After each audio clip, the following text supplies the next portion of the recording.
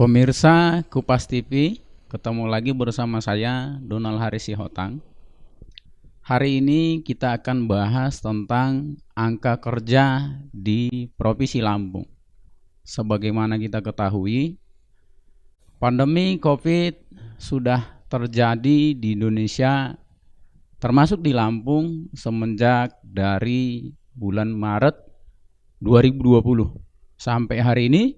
Berarti sudah sekitar 8 bulan kita masih mengalami pandemi COVID-19. Nah, pandemi ini berakibat terhadap berbagai sektor, salah satunya itu tentang ketenagakerjaan. Maka hari ini kita akan diskusi tentang masalah angka ketenagakerjaan di Lampung. Bersama saya sudah hadir di studio dua narasumber. Pertama itu Kadisnaker Provinsi Lampung, Bapak Insinyur Lukmansyah MM.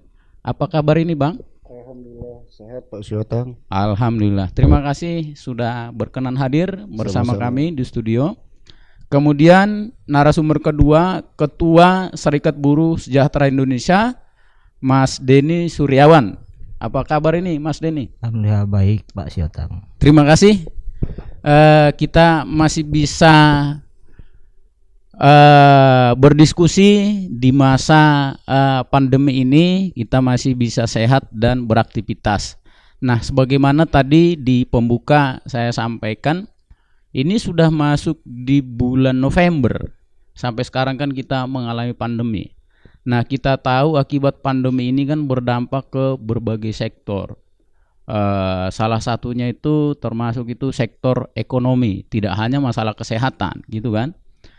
Nah, akibat pandemi ini angka tenaga kerja kita juga banyak juga itu yang memang pekerja itu dirumahkan gitu, bahkan sebagian ada yang di PHK.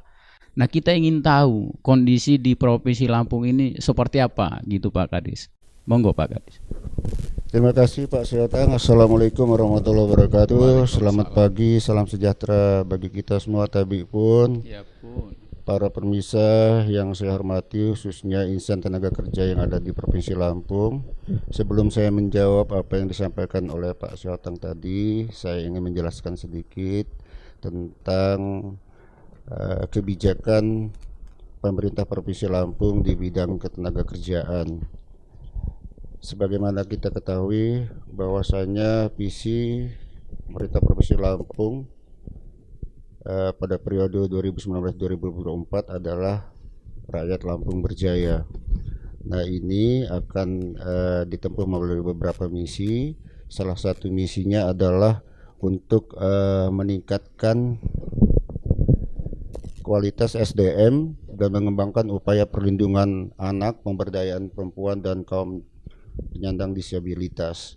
Nah, ini menjadi bagian tugas dari Dinas Tenaga Kerja Provinsi Lampung sebagai bagian integral dari pemerintah Provinsi Lampung melalui program dan kegiatannya untuk mewujudkan visi yang saya sampaikan tadi. Kemudian pemerintah Provinsi Lampung sendiri mengambil beberapa kebijakan, antara lain adalah bagaimana kita dapat meningkatkan kualitas sumber daya manusia khususnya bagi calon pekerja dan pekerja itu sendiri.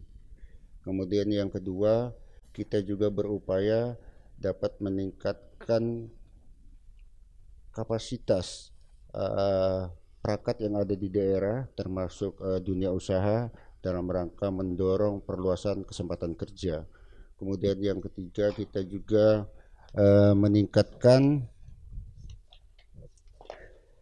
terciptanya iklim kondusif hubungan industrial, baik itu antara pekerja maupun pelaku usaha atau ownersnya. Dan yang terakhir adalah mendorong bagaimana meningkatkan upaya perlindungan dan mendorong peningkatan kesejahteraan bagi para pekerja itu sendiri. Nah, itu yang kita lakukan. Kemudian indikator kinerja kita yang kita tekankan untuk mencapai visi tadi yang saya sampaikan ada dua, yaitu meningkatnya penempatan tenaga kerja atau menekan tingkat pengangguran terbuka. Kita ketahui bersama bahwa pada akhir Desember yang lalu berdasarkan hasil BPS, data BPS, kita tingkat TPT kita di Lampung itu masih berada di sekitar 4,03%. 4,0%. Sebelumnya pada tahun 2018 yang lalu 4,08%.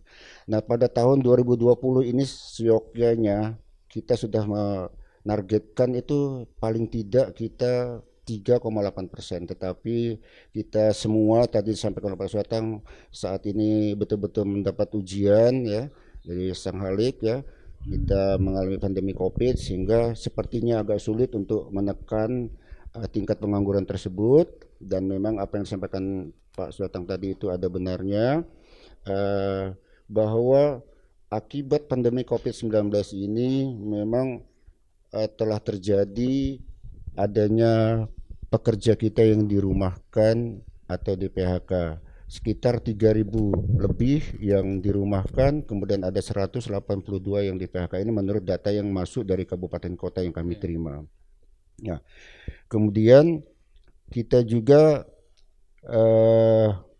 di samping menekan tingkat pengangguran berupaya, jadi indikator kerja kita adalah berupaya mendorong peningkatan perlindungan dan kesejahteraan.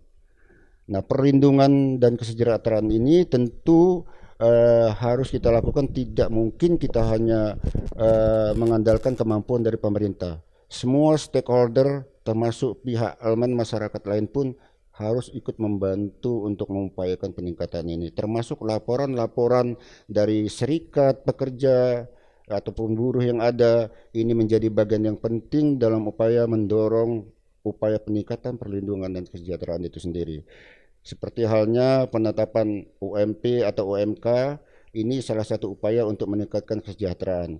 Seperti halnya juga kita melakukan pengawasan secara rutin terhadap perusahaan-perusahaan, termasuk menindaklanjuti pengaduan-pengaduan dari para pekerja maupun dari masyarakat akibat perlakuan dari pelaku usaha. Itu juga kita tindak lanjuti secara cepat dan terkoordinir, sehingga ini bisa menghasilkan suatu penyelesaian yang seimbang, yang baik, yang tidak berpihak, yang menguntungkan antara kedua belah pihak. Saya kira itu. Dan memang terkait dengan masalah yang dirumahkan tadi, kita selalu berupaya melakukan koordinasi dengan pelaku usaha di tengah pandemi Covid-19 ini agar tidak meningkat ya, seperti amanat Undang-Undang 13 tahun 2003 tentang ketenagakerjaan. Tugas pemerintah itu adalah bagaimana mengupayakan semaksimal mungkin jangan ada pekerja yang sampai dirumahkan, apalagi sampai di PHK. Itu menjadi tanggung jawab pemerintah, dan ini kita telah lakukan koordinasi dengan pelaku usaha. Alhamdulillah sebetulnya dari yang saya sebutkan tadi hampir 4.000, 3.000 lebih 800 sekian itu 75% yang dirumahkan adalah yang bekerja di sektor pariwisata atau perhotelan. Sisanya itu yang bekerja di industri. Saya kira demikian untuk sementara. Terima kasih. Oke. Nah, ini dari Serikat Buruh nih, Mas Denny.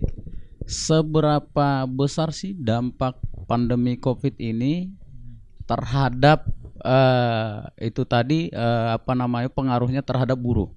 Silakan Mas Denny. Ya, assalamualaikum warahmatullahi wabarakatuh. Selamat pagi, salam sejahtera untuk kita semua. Menyikapi apa yang tadi dipertanyakan, dampak daripada corona. Ya, corona ini kan artinya memang menyangkut hajat nasional. Nah, dampaknya dari atas sampai bawah, Pak Syotang, termasuk kalangan bawah itu buruh atau pekerja.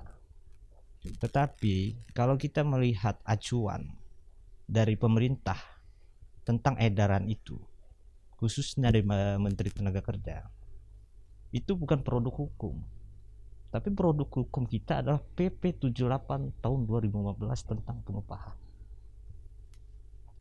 Kalau kita melihat edaran Menaker yang baru disahkan, tapi kalau kita melihat kacamata di luar Lampung, Jawa Barat khususnya, itu ada kenaikan upah dengan adanya dampak corona, pertumbuhan ekonomi, inflasi. Itu ada dasar-dasar hukum tadi, sehingga usulan yang diusulkan oleh Dewan Pengupahan sebatas usulan. Tetapi kami dari serikat ini terus memantau. So apa? Kalau kita melihat acuannya daripada edaran itu, kami rasa sifatnya itu bukan produk hukum. Produk hukum itu kan yang harus memang sudah ada acuannya, ada dasar hukumnya, sehingga jelas, ya kan? Kalau kita juga melihat kalangan pengusaha juga kita jelas gitu kan. Artinya kos produksi mereka, bagaimana karyawan gitu kan, sehingga dengan bisa berdiri bertahan aja syukur.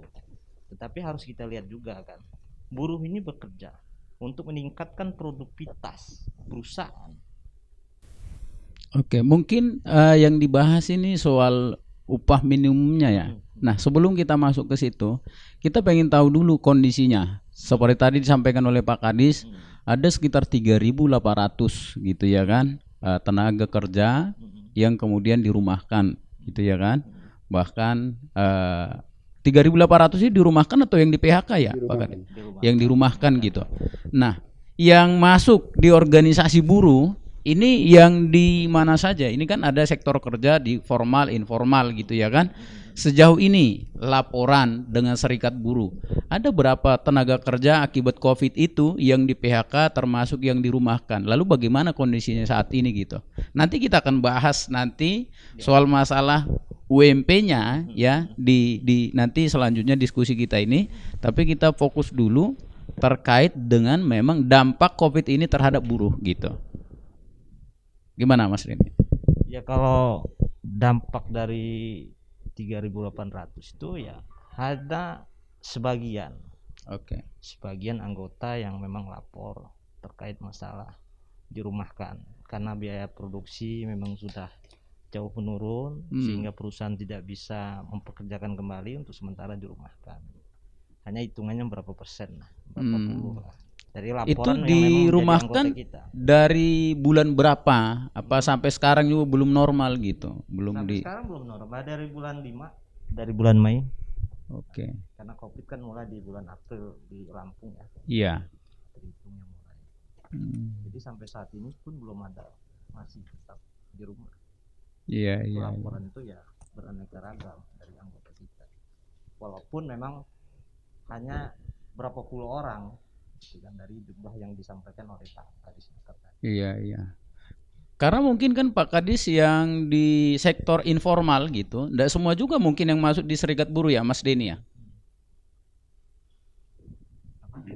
Enggak semua juga yang di sektor informal itu masuk di serikat buruh gitu. Oh iya, enggak semua juga.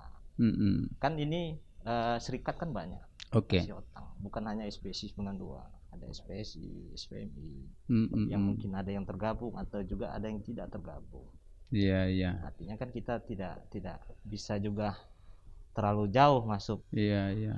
Ke intervensi ke serikat-serikat lain kan gitu loh. Iya. Nah ini Pak Kadis, setiap tahun angka kerja di Provinsi Lampung itu rata-rata ada berapa gitu Pak Kadis? Kemudian yang bisa tersedia lapangan kerja itu ada berapa persen gitu Pak Kadis? Ya, tadi saya sudah sampaikan bahwasanya kita itu Lampung itu sekarang angkatan kerja kita di posisi 2019 akhir itu 4 juta lebih ya. 4 juta lebih. 4.249.000 lebih ya. Kemudian yang bekerja itu sekitar 4.077.930 orang ya. Dan ini sekarang ini berdasarkan data yang kami dapatkan dari BPS maupun Pusdatin Kemnaker RI. Jadi ini data kita dapatkan bukan buatan kita Pak, ini data merupakan hasil survei baik dari BPS maupun Pusdatin Kemnaker. Sehingga PT kita jumlah pengangguran kita itu 171 lebih. 171.000 lebih. Nah, rata-rata itu kalau selama ini dari 3 tahun terakhir itu ya nggak berkurang dari hanya 0,05 ya. Jadi dari 4,08% dari 4,08% di 2018, 2019-nya itu menjadi 4,03%, masih rendah sekali gitu. Nah, makanya kita targetkan sebetulnya di akhir tahun 2020 ini bisa mencapai ke 3,8%. dengan berbagai program dan kegiatan serta upaya-upaya lainnya yang harus kita lakukan. Tetapi sayangnya ya baru 2 bulan berjalan kita mendapat ujian yaitu pandemi COVID-19 ini. Saya kira itu. Nah, ini kan Pak Kadis menyampaikan kalau tingkat pengangguran di Provinsi Lampung ini kan terbilang besar, itu di atas 4%, gitu ya kan, dari total angkatan kerja. Iya. Nah, terus apa saja yang dilakukan oleh Dinas Tenaga Kerja untuk mengatasi persoalan ini gitu, Pak? Iya, jadi begini, kita sebetulnya cukup ya artinya berbesar hati juga ya Pak ya. Posisi kita Lampung itu di 4,03%. Saya sampaikan sekali lagi bahwa ini berdasarkan hasil survei BPS dan Pusdatin Kemenaker. Itu termasuk yang terendah ya se-Sumatera berdasarkan hasil BPS. Setelah Bengkulu dan Bangka Belitung, setelah Bengkulu dan Bangka Belitung. Ya, se-Sumatera kita nomor 3 terendah. Kemudian secara nasional kita itu nomor 12. Secara nasional terendah tingkat pengangguran kita. Nah, ini harus kita perjuangkan, harus kita lakukan usaha-usaha dan ini sudah kita lakukan ya, baik yang lalu maupun sekarang bahkan yang akan datang.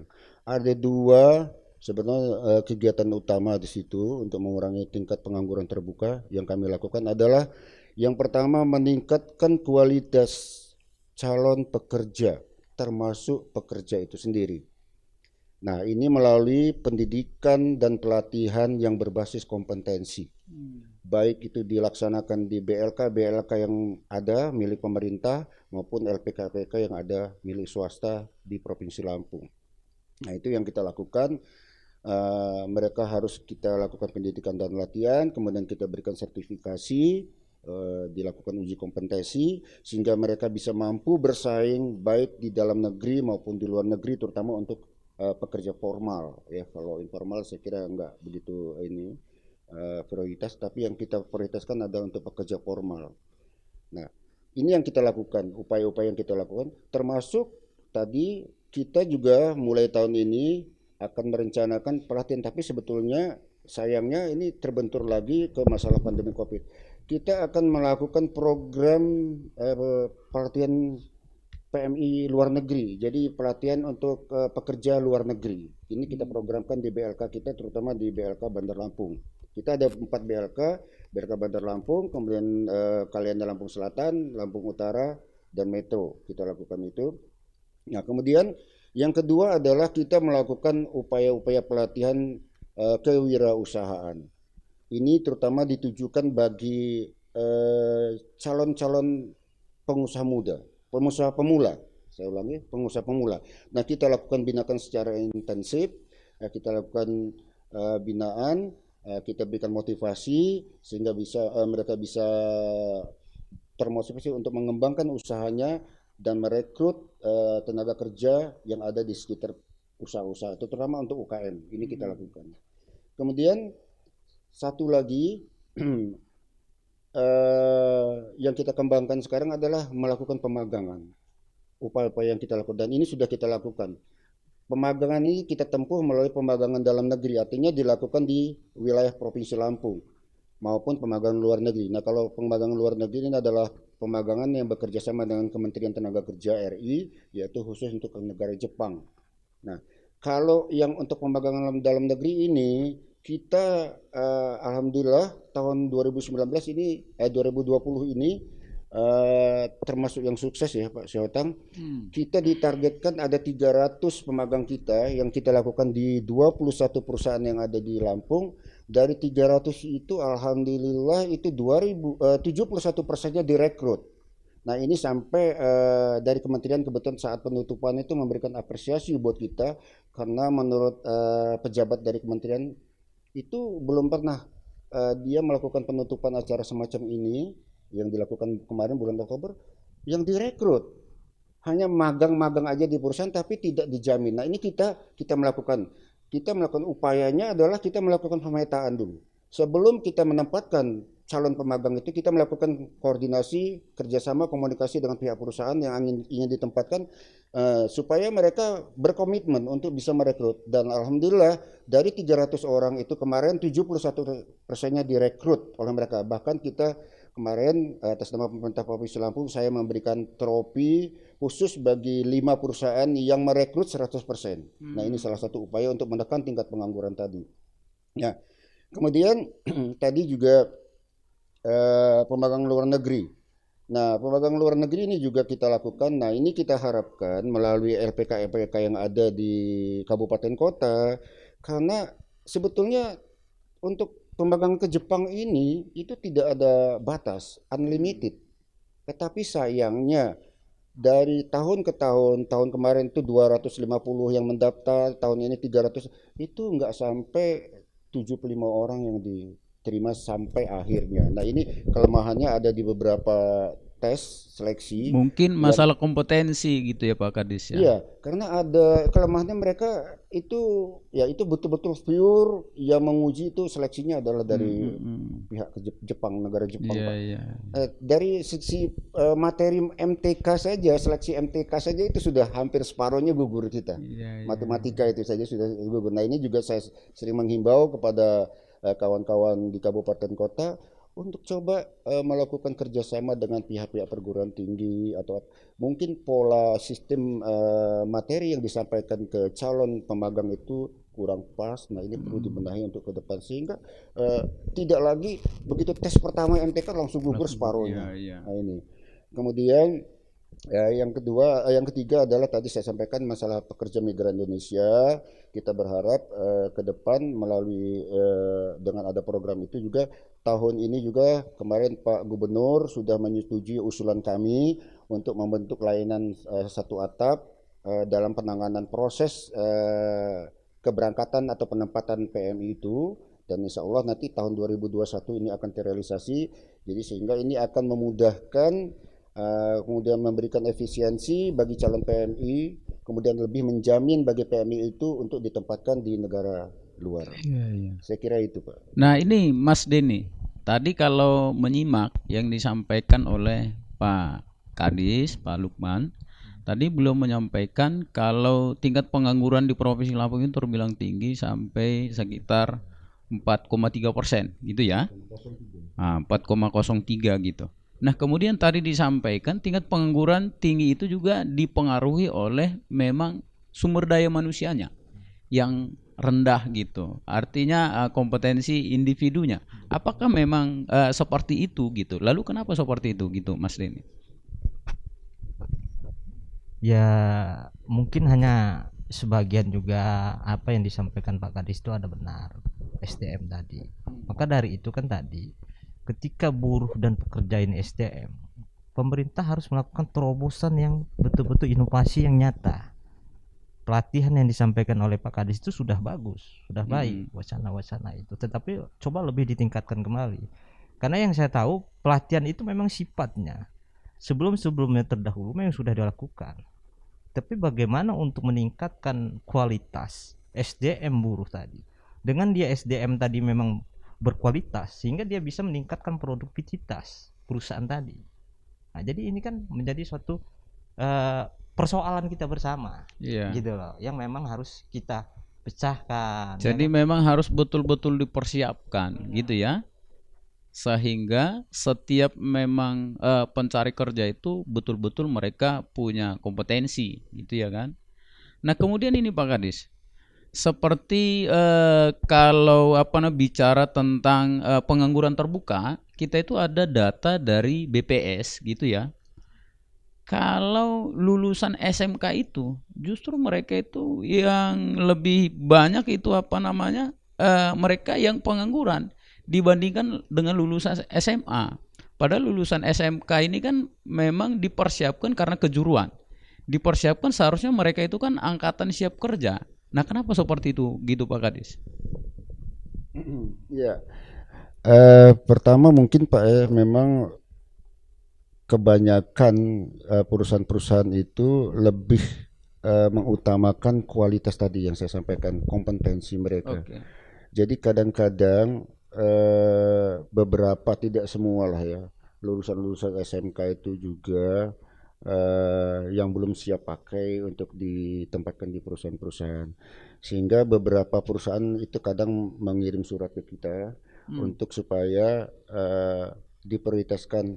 Makanya kita juga mengambil kebijakan supaya pelatihan-pelatihan yang ada di BLK itu kita prioritaskan yang lulusan SMK, sehingga mereka begitu lulus, mereka kita minta untuk mendaftar ke BLK kita.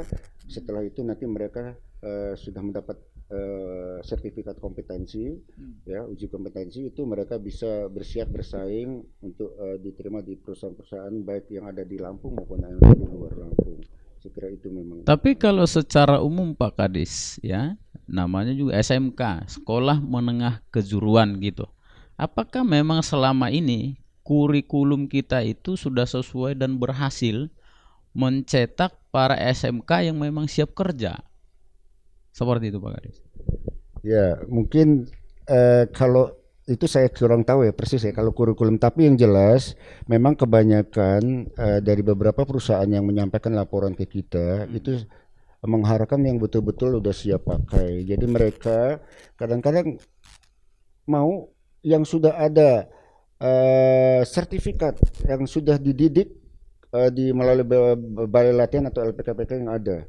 Itu yang mereka maukan. Jadi lebih matang lagi sehingga siap. Jadi sebetulnya saya nggak tahu juga data itu apakah valid atau enggak Pak ya, bahwa yang lebih banyak itu adalah bukan dari lulusan SMK, tapi yang jelas memang fakta memang ada seperti itu. Jadi rata-rata usernya itu menginginkan yang betul-betul dimatangkan lagi di balai latihan kerja atau LPKPK yang ada di Lampung itu.